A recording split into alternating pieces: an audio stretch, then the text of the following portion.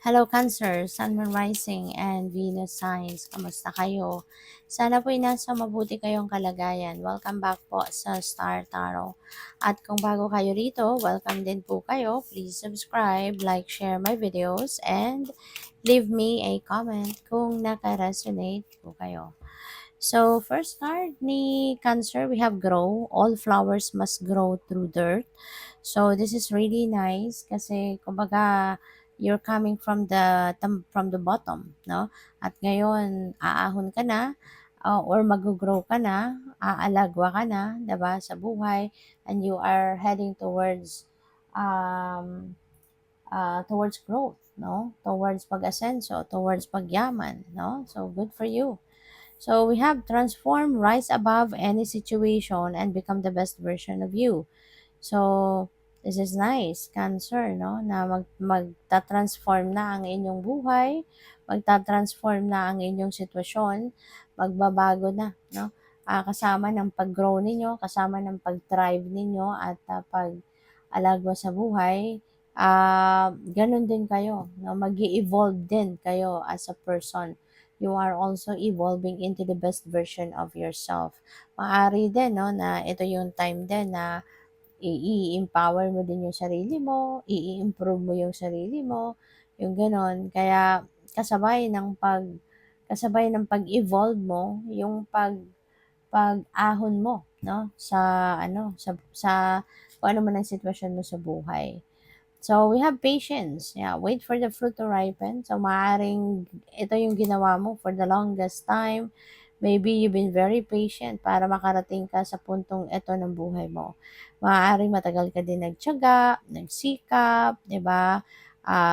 Maaaring nag-aral ka ng kung ano-ano to help your talents, your skills to be better, or yung gift mo, ini-enhance mo. So maaari you've gone through a lot of sacrifices then in the past for you to be able to be here, no? Kung nasaan ka man sa ngayon.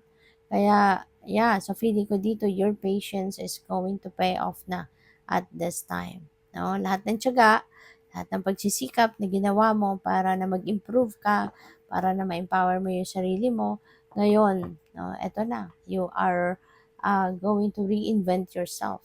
So, good luck and congrats. So, by the way, maraming salamat for subscribing, and if you haven't subscribed yet, subscribe na kayo. And also, maraming salamat din for not skipping the ads. Malaking bagay yan sa akin. And also, please click the join button sa baba ng video kung gusto niyo na mag-join kayo sa membership. Okay? Salamat po. So, what else? We have a blessing for support. Wow. So, Cancer, maaari, no, na may kailangan kayo sa ngayon. Maybe you are needing some kind of help, support, kahit anumang klaseng tulong. Maaaring yan ang isa sa mga kailangan ninyo sa ngayon. Maaaring isa yan sa ah, mga hinahangad ninyo na sana magkaroon kayo. So, if you feel like you need some help, then huwag kayong mag-atubiling humingi ng tulong sa iba. Huwag kayong mahiya, huwag kayong matakot. Kasi always remember na we are all entitled for help. Okay? Lahat tayo at some point sa buhay natin mangangailangan tayo ng tulong ng iba.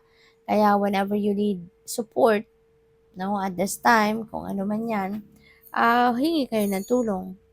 Okay? Hingi kayo ng tulong. At piliin nyo lang din naman kung sino yung hihingian ninyo ng tulong. 'Di ba?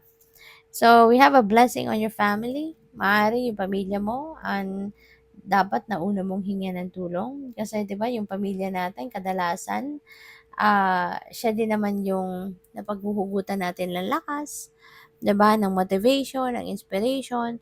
And kadalasan, no, yung family din natin talaga yung unang tinatakbuhan natin, 'di ba? At saka kadalasan din yung pamilya din naman natin yung unang-unang handang tumulong, 'di ba? Um, Kadalasan kahit hindi natin hingian, ramdam din nila na kailangan natin ng tulong kaya nagvo-volunteer, no, na bibigyan kayo ng tulong, yung mga gano'n ba. Kaya yun, So, siguro mararamdaman mo ngayong muli, 'di ba, yung pagdamay sa'yo ng inyong pamilya. Although, ang iba sa atin, 'di ba, naiiba din yung ano, may exception talaga. For every rule, 'di ba, there is an exception. So, for those of you, 'di ba, ang iba, instead na pamilya, 'di ba, yung hinihingian ng tulong, kaibigan ang tinatakbuhan.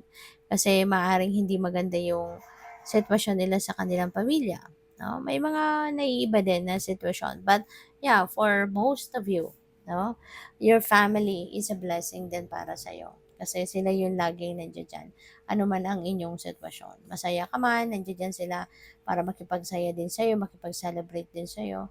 Kapag may problema ka, sila din, 'no, ang nandiya diyan, 'no, at tumutulong sa'yo. So, what else? We have a blessing to find your way. Ayan. So, maaari kasi, no, na dati, pwedeng confused ka, pwedeng, kunyari, meron kang problema, 'di ba? And you can't find a solution to it, no? Kasi, pwedeng nagne-negative thinking ka, maaaring nagne-negative energy ka, kaya how can you expect, 'di ba, to attract solutions, or how can you expect to receive help from other people, 'di ba, kung nagne-negative thinking ka. Minsan kasi meron din mga sitwasyon ano na kahit meron ng nag-o-offer ng tulong, may mga tao na hindi hindi tumatanggap ng tulong. 'Di ba? May mga gano'n, "Hindi, okey lang ako kahit hindi." 'Di ba? May mga gano'n 'no, but siyempre di rin naman natin masisisi ang mga gano'ng klaseng tao kasi sila yun, eh. Hindi natin alam kung anong pinaghuhugutan din nila, hindi rin natin alam kung ano yung dahilan nila, yung gano'n. Kaya hindi sila tumatanggap ng tulong. But, in this case, feeling ko, you are going to find the way out, 'no, sa kung ano man ang problema or challenges na pinagdadaanan mo, you know? You will be able to find out because hindi naman tayo pinapabayaan ng divine universe. 'Di ba?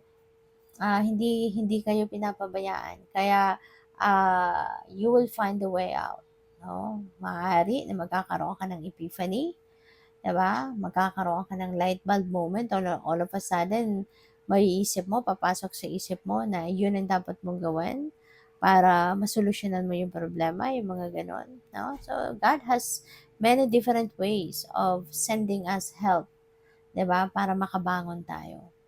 So, what else? We have a blessing on a battle that cannot be avoided. Ayan. So, maaaring merong sitwasyon dito na hindi mo na pwedeng iwasan. May sitwasyon na hindi mo na talaga nandiyan dyan eh. Kumbaga, no? Maybe you are caught unaware. Kaya yung parang hindi ka na basta-bastang makakaalis dyan. Kailangan mo na lang harapin ang laban na ito. 'Di ba? So, yun. You will find a way. You will find your way out of this.